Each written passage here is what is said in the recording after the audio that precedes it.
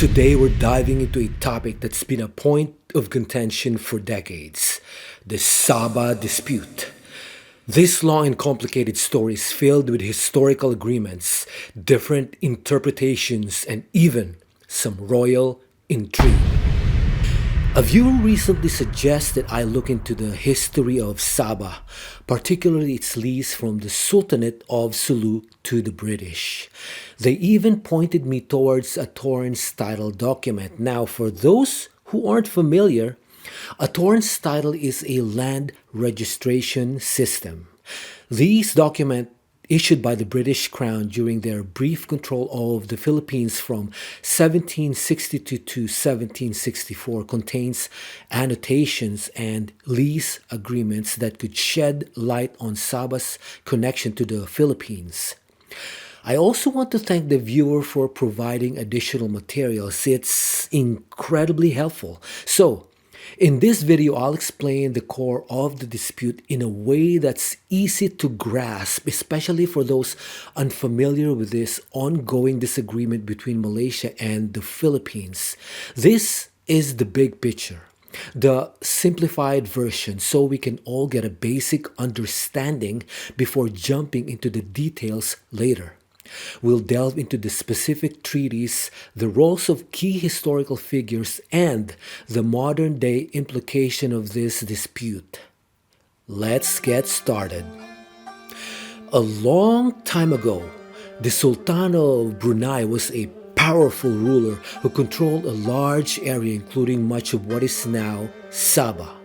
He gifted or ceded some of these lands to the Sultan of Sulu as a reward for his assistance in quelling a civil war within Brunei. Now, to understand why the British got involved in this dispute later on, we need to remember that during this time, European powers were expanding their influence across the globe, including Southeast Asia. They were interested in trade resources and strategic locations. The British in particular were establishing a strong presence in the region, looking to secure trade routes and expand their colonial empire. This is what brought them to the area. So, the British came along and made an agreement with the Sultan of Sulu. It was like the Sultan of Sulu rented Sabah to the British for a period of time. Now, this is a key point. The Sultan and the British had very different ideas about what this rental agreement really meant. The Sultan likely thought it was temporary, a lease, while the British saw it as something more permanent, a grant or cession. Years later, the Philippines became its own country. They said, "Hey, that land Sabah was part of our Sultan's land. It should be ours now." But Malaysia said, "Wait a minute. The British controlled Sabah, and now we're taking care of it. Malaysia believes the people there want to be with us." Now, how did Malaysia get involved? Well, after World War II, many British colonies in Southeast Asia gained independence. Several of these, including Malaya, Singapore, Sarawak, and you guessed it, Sabah, decided to join together to form a new country called Malaysia in 1963, which is called the Federation of Malaysia. So, Sabah was one of these territories. So now the Philippines and Malaysia are still arguing over who Sabah really belongs to. It's like a never-ending game of tug-of-war. Some people think Sabah should belong to the Philippines because of what happened a long time ago. Others think it should belong to Malaysia because that's what the people living there want. It's a tricky situation, and even grown-ups can't agree on who's right. But that's the story of the Sabah dispute, a bit like a puzzle with missing pieces.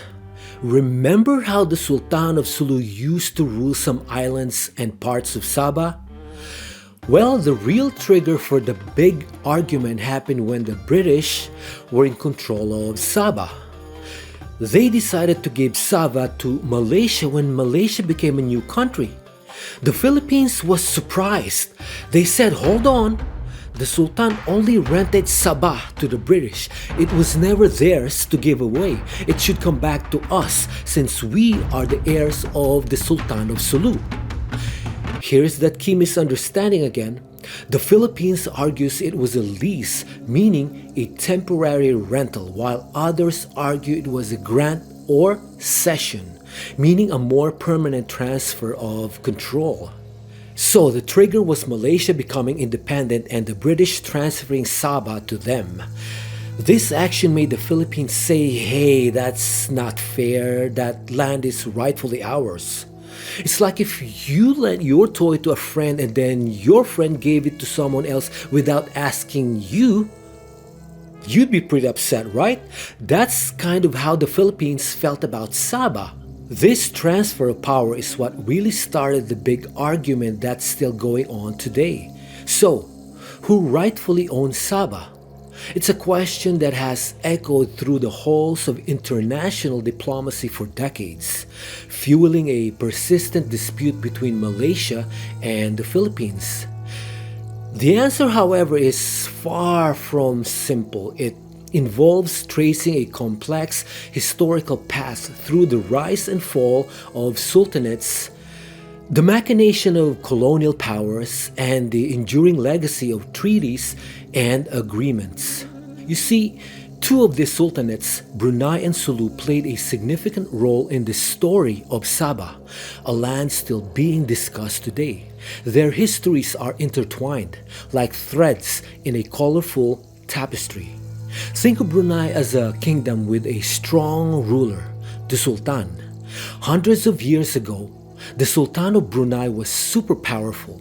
His kingdom covered a large area, not just present-day Brunei, but also parts of what we now know as Sabah, Sarawak, and even some islands in the Philippines. He was like the boss of a big chunk of land. Brunei was important because it was a trading hub.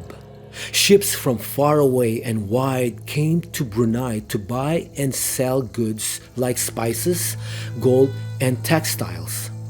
This made the Sultan of Brunei rich and powerful. He had a strong navy too, which helped him protect his land and control trade. Over time though, Brunei's power started to fade, like a sandcastle slowly being washed away by the tide. The kingdom faced challenges. There were internal squabbles like family members fighting over who should be the next sultan. External forces like European colonial powers also became more influential in the region. Now, let's talk about the Sultanate of Sulu. Imagine a group of islands in the southern Philippines where the Sultan of Sulu ruled. The Sulu Sultanate was also a maritime power, meaning they were good at sailing and controlling the seas. They were known for their skilled sailors and fierce warriors. The Sulu Sultanate wasn't as big as Brunei in terms of land, but they were clever and resourceful. They controlled important trade routes and built alliances with other kingdoms and groups. They were also known for their pearl diving and their trade in valuable goods like pearls, sea cucumbers, and birds' nests. One crucial part of the story involves a time when the Sultan of Brunei was having trouble. There was a civil war, meaning people within his own kingdom were fighting against him. He needed help. And who came to his rescue? The Sultan of Sulu. The Sultan of Sulu sent his warriors to help the Sultan of Brunei, who put down the rebellion.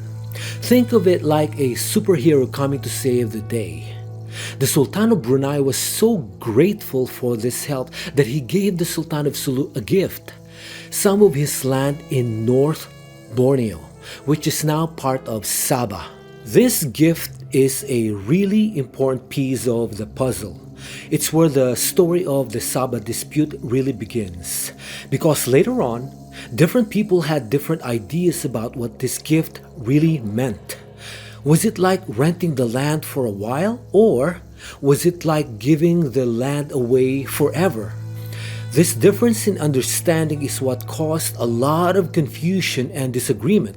So, Brunei and Sulu were two important sultanates in Southeast Asia. Brunei was big and powerful, while Sulu was a skilled maritime kingdom.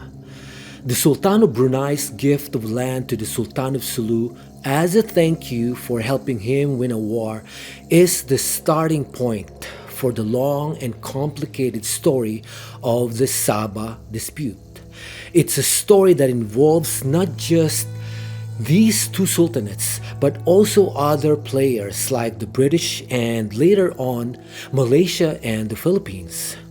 Understanding the history of Brunei and Sulu is the first step to understanding the bigger picture of Sabah.